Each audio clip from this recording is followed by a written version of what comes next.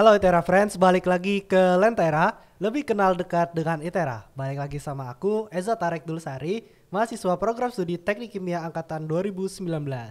Nah gimana nih kabarnya teman-teman Itera? Semoga sehat selalu ya. Nah di tengah landaan pandemik seperti ini ya, kita harus tetap menjaga kesehatan, apalagi sekarang lagi musim-musim sakit, batuk, pilek, demam seperti itu ya. Jadi harapannya teman-teman selalu sehat dan jangan lupa tetap pakai masker, mencuci tangan dan menjaga jarak. Nah, kali ini teman-teman aku udah kedatangan tamu spesial nih. Nah, apalagi kalau bukan dari program studi fisika. Boleh disapa dulu untuk Bapak dan Markus itu disapa dulu. Oh iya. Iya. Halo, selamat pagi semuanya. Perkenalkan, saya Indra Pardede, dosen dari Prodi Fisika. Baik, halo semuanya, saya Markus Mario, biasa dipanggil Mario, mahasiswa Fisika ITERA angkatan 2019. Oke, nah fakta dikit aja nih, Mario ini teman saya dulu waktu TPB, benar ya Iya. Mario ya? Benar, jadi dulu di ITERA khususnya ada namanya TPB, yaitu tahap persiapan bersama, kita pernah satu kelas. Iya, satu kelas gitu, jadi barengan terus sama Mario ya. Iya. Nah, mungkin pertanyaan pertama nih Pak, mungkin Ya. yang paling pertama. Ini saya dengar-dengar, bener gak sih Pak, Prodi Fisika ini merupakan salah satu prodi pertama di ITERA Pak? Gitu. Iya, betul sekali ya. Jadi program studi fisika bersama beberapa program studi lainnya merupakan prodi yang pertama di ITERA itu di tahun 2012 ya. Nah, saat itu kita masih dititipkan atau ditempatkan di Institut Teknologi Bandung. Iya. Oh, jadi udah tua banget nih berarti. Betul. Dari ya. tahun 2012 Pak, sekarang aja Betul. 2022, berarti Iya. udah 10 tahun Pak ya. Ya, kita benar-benar membersamai bagaimana ITERA bisa sampai ada saat ini. Iya, dari awalnya di Bandung sampai Betul. sekarang di Lampung Selatan Pak ya. Betul. Nah, mungkin kenapa sih Pak dibangunnya Prodi Fisika nih? Terlebih lagi, kenapa sih Prodi Fisika ini dibangun yang pertama gitu di ITERA Pak? Betul. Oke, baik. Baik. Jadi seperti kita ketahui bersama, ITERA dibentuk langsung ya sesuai dengan instruksi mantan presiden kita terdahulu, Pak Susilo Bambang Yudhoyono, karena memang adanya ketimpangan ya antara beberapa pulau yang ada di Indonesia, yaitu Sumatera dan Kalimantan. Jadi secara khusus di Sumatera kita ingin ada institut yang harapannya bisa menyumbangkan sumber daya manusia yang bisa mengembangkan potensi yang ada di Sumatera. Nah, seperti kita ketahui bersama, jadi bagaimana membangun fondasi yang baik, yaitu kita harus tahu ilmu-ilmu dasar ya. Salah satunya adalah fisika, kemudian ada matematika, kimia, kemudian ada biologi dan yang lainnya. Jadi sebuah institut khususnya ya kita yang di teknik itu fisika itu menjadi pondasi yang harus dibangun terlebih dahulu. Dan seperti kita ketahui bersama di ITERA itu ada seperti yang disampaikan Mario tadi, ada tahap persiapan bersama ya. Dan salah satunya adalah mata kuliah fisika. Ya, fisika dasar. Fisika ya. dasar. Nah, jadi itulah ya alasannya kenapa dibangun gitu ya. Nah, seperti kita tahu kita ini institut teknologi gitu. Betul. Ya. Jadi dasarnya itu benar-benar dasar itu adalah fisika Pak ya. Salah satunya fisika. Salah betul. satunya gitu. Betul. Dan masih ada yang lain juga Betul, ya. iya. Baik, mungkin saya mungkin lebih ke Mario dulu ya. Iya. Oke, saya nanya Mario nih. Untuk Mario sendiri kan udah kurang lebih 3 tahun lah ya kuliah ya. Iya, jalan 3 tahun. Jalan 3 tahun lah ya. Nah, untuk pembelajarannya sendiri nih, saya juga masih penasaran nih. Gimana sih pembelajaran di program studi fisika tuh? Apakah cuma belajar rumus doang atau apakah ada yang lain gitu, Mario? Iya, pasti kalau teman-teman khususnya yang mau jadi mahasiswa pasti berpikir kalau fisika di SMA dan di SMP ya belajar tentang itu, rumus dan mengolah data secara sistematis. Tapi sebenarnya fisika itu lebih ke penerapan sehari-hari sih, ke alam. Jadi kita hidup itu dari lahir aja kita telah ditemukan oleh fisika gitu. Jadi di sekitar kita udah ada fisika gitu. Dari ya mengenai gravitasi itu juga kita dari fisika sendiri gitu. Jadi penerapannya itu dari ilmu fisika. Dan kalau ditanya dari perkuliahan fisika, banyak banget yang ilmu kita pelajari, mulai dari fisika matematika, itu juga kita belajar tentang mengenai fisika klasik, relativitas, kemudian ada juga fisika modern, dan kita bahas semua tentang itu semua, yang tentunya bakal menarik banget buat teman-teman mengetahui tentang misteri alam semesta ini. Wih, gila. Jadi gitu ya teman-teman ya. Jadi jangan berpikir lagi kalau program studi fisika tuh cuma belajar rumus fisika ya. Jadi ada banyak sekali gitu ya Pak ya. Betul. Ada belajar tentang fisika klasik, salah satunya tadi fisika matematika gitu ya. Nah, oke, baik, mungkin saya kembali ke Bapak ya. Iya. Nah, tadi kan saya nanya ke Mario tentang bagaimana perkuliahannya. Nah, saya ingin bertanya ke Bapak untuk sistem perkuliahannya sendiri, Pak. Iya. Apakah sistem perkuliahannya itu sama seperti program studi lain atau berbeda gitu, Pak? Ya, baik. Ya, saya rasa kurang lebih sama ya. Jadi di tahun pertama kita ada kelas TPB, itu 2 semester, dan itu dikelola oleh sekarang namanya PTPB ya, Program Tahap Persiapan Bersama. Kemudian di Prodi kita menggunakan kurikulum MBKM ya, yaitu di semester 1 sampai dengan 5. Maksud saya semester 3 sampai dengan 5. Jadi kita coba rancang mahasiswa mengikuti mata kuliah wajib ya, mata kuliah wajib yang bisa mendukung mata kuliah selanjutnya. Nah, kemudian di semester 6 dan 7 mahasiswa boleh memilih program MBKM. Ya, di mana mahasiswa boleh beraktivitas di luar kampus selama 2 semester dengan maksimum 40 SKS. Tetapi tidak menutup kemungkinan juga bagi mahasiswa yang tidak ikut MBKM berarti ikut kuliah di Prodi. Kemudian di semester 8 mahasiswa bisa menyelesaikan tugas akhir. Dan menariknya adalah dari beberapa hasil kegiatan MBKM tadi kemungkinan akan bisa dilanjutkan untuk kegiatan tugas akhir, sehingga harapannya mahasiswa bisa lulus tepat waktu. Gitu. Baik, Pak. Mungkin selanjutnya program studi fisika itu sendiri, apakah ada kayak seperti pembagian gitu, Pak? Iya. Pembagian penjurusan ya? Iya. Apakah ada? Ya, baik. Ya, sama seperti program studi lain yang ada di TERA, di Prodi Fisika kita ada namanya kelompok keahlian atau kita sebut sebagai KK.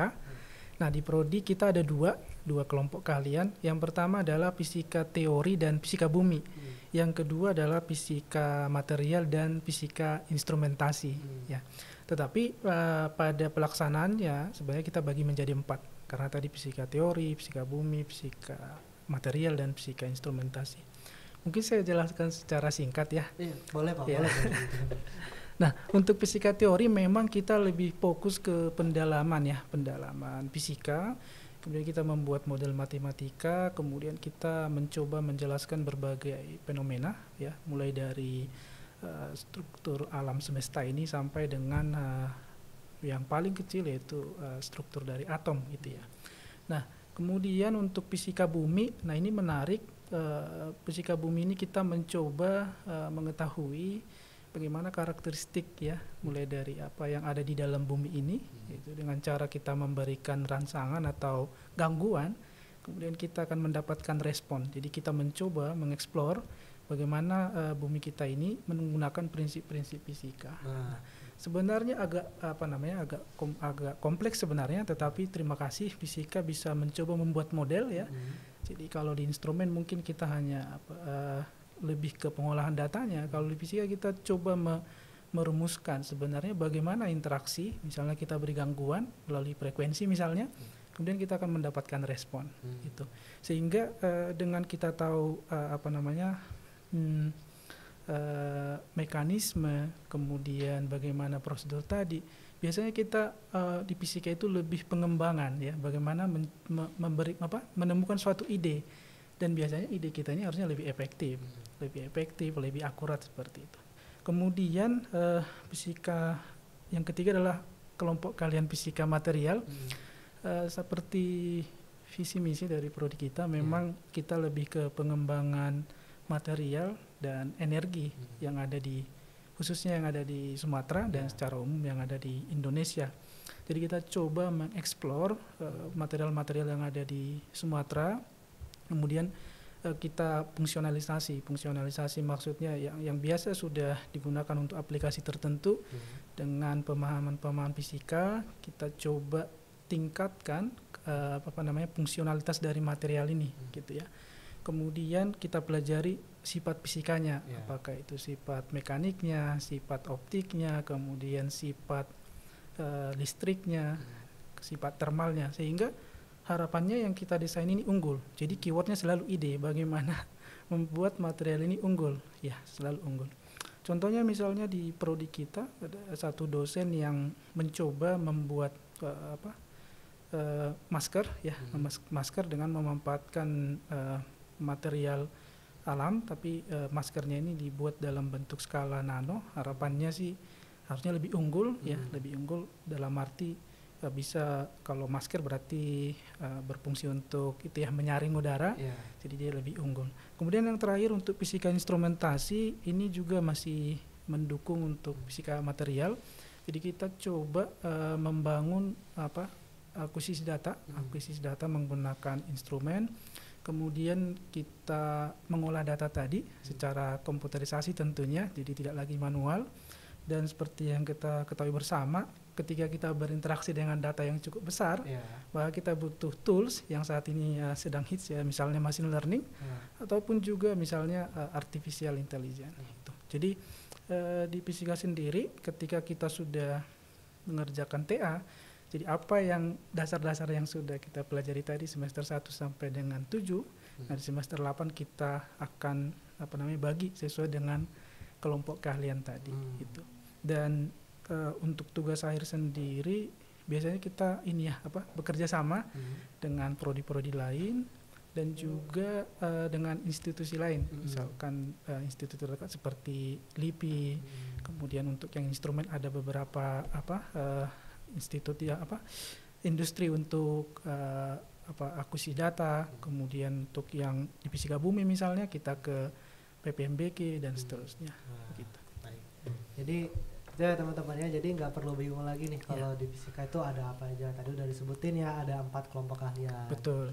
Nah, Mario sendiri pengen kemana nih?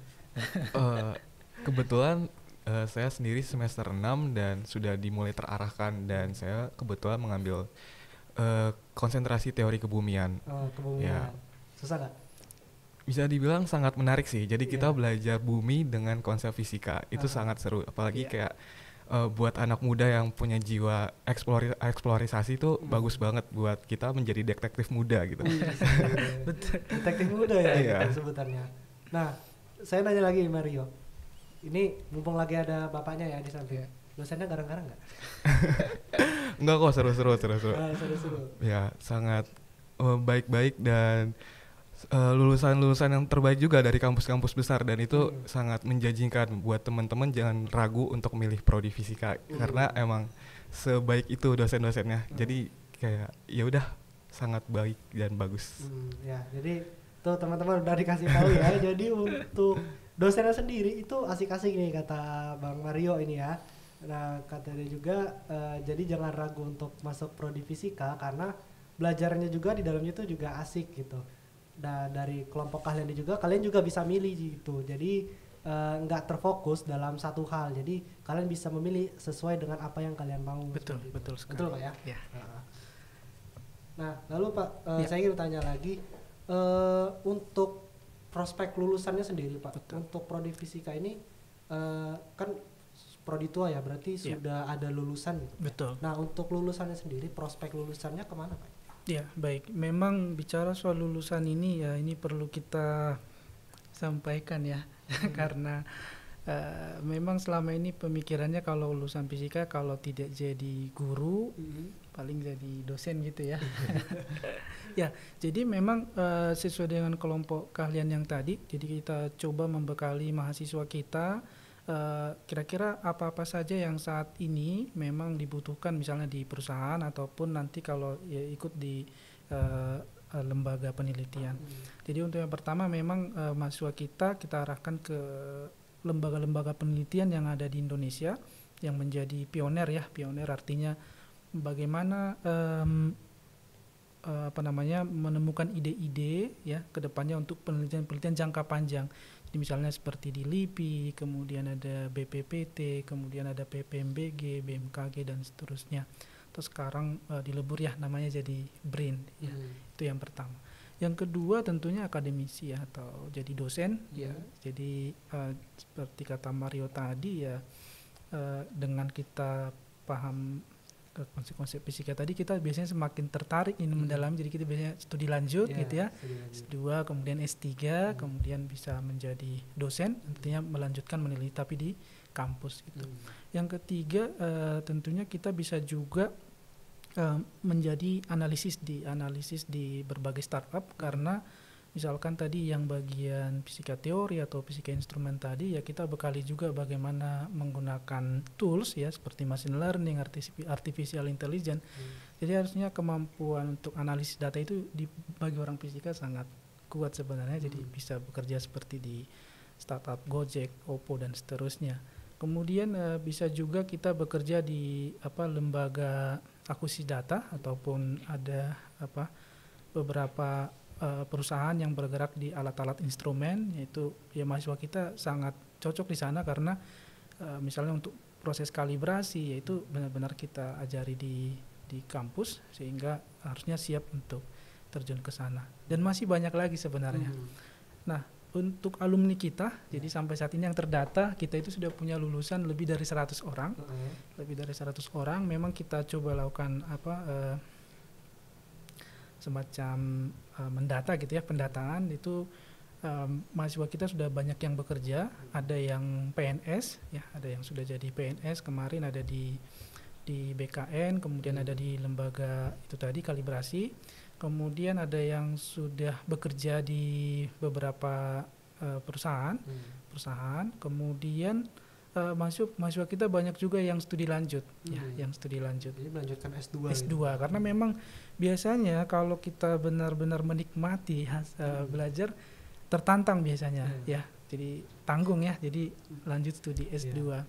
Jadi ya, dan di prodi memang kita selalu mencoba memotivasi mahasiswa kalau bisa studi lanjut gitu, karena untuk S1 memang kita masih basic sekali ya, basic sekali. Kalau di S2 kita udah mulai ada freedom, mulai ada kebebasan untuk memilih kita ini mau fokus kemana ini gitu. Jadi dan sudah lebih banyak waktu kita untuk mengeksplor ya. Kalau S1 kan biasanya praktikum, ada kegiatan luar kampus gitu ya.